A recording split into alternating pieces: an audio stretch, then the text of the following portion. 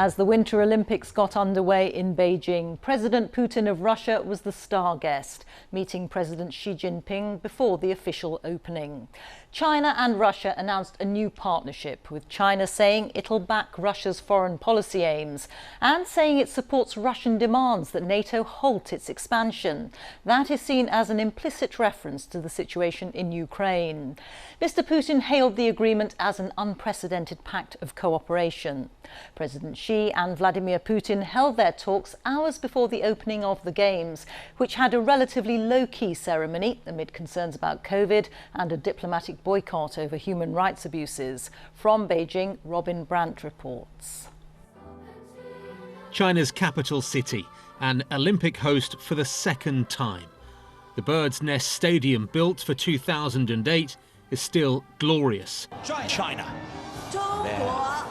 The red flags of the hosts, still so familiar. As the president watches on.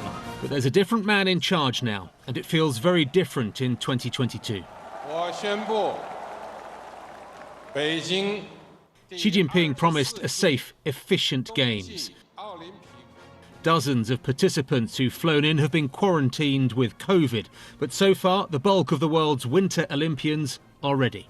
To the biggest team at the Games, the USA. For the athletes, just getting here is a lifetime achievement, but their leaders have stayed away. Team GB have taken to a Winter Olympics. Britain, like Australia and around a dozen others, has joined a US-led diplomatic boycott, a protest over what they claim is egregious abuse or even genocide carried out by China against Muslim minorities here.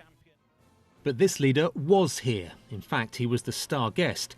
Russia's President Putin is one of 20 or so presidents, prime ministers or kings who are keen to show their support for China in person. But Mr. Putin came for more, face-to-face talks, and he's agreed trade and energy deals and a new friendship of closer cooperation with China. They used to share communist rule. Now what binds Russia and China is concern about resurgent US influence, as tension over Ukraine increases by the day.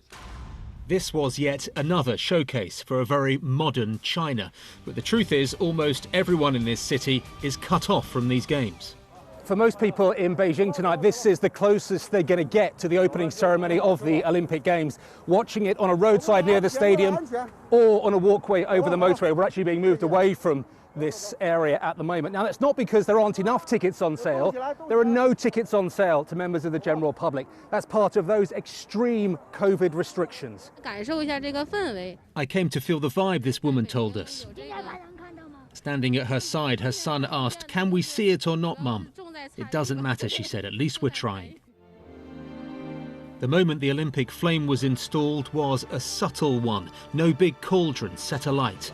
But not so the other message sent out by the hosts from this stadium, that China and Russia are forging a new, much closer friendship. The Olympics is always used by the hosts as a showcase, and what China wants to do 2 years after the pandemic first emerged here is show the world it can put on a good show and also something that looks like normal. There is diplomacy to be done though as well, and it's born out of division. Now, this newly enhanced, burgeoning relationship with Moscow is a delicate one for Xi Jinping. Go back a few decades, it hasn't always been a friendly relationship. But he and the others around him at the top of the Communist Party now think they can show more support for Moscow. And in return, Vladimir Putin knows he can increasingly rely on China, the world's second biggest economy. Robin, thank you. Robin Brandt reporting.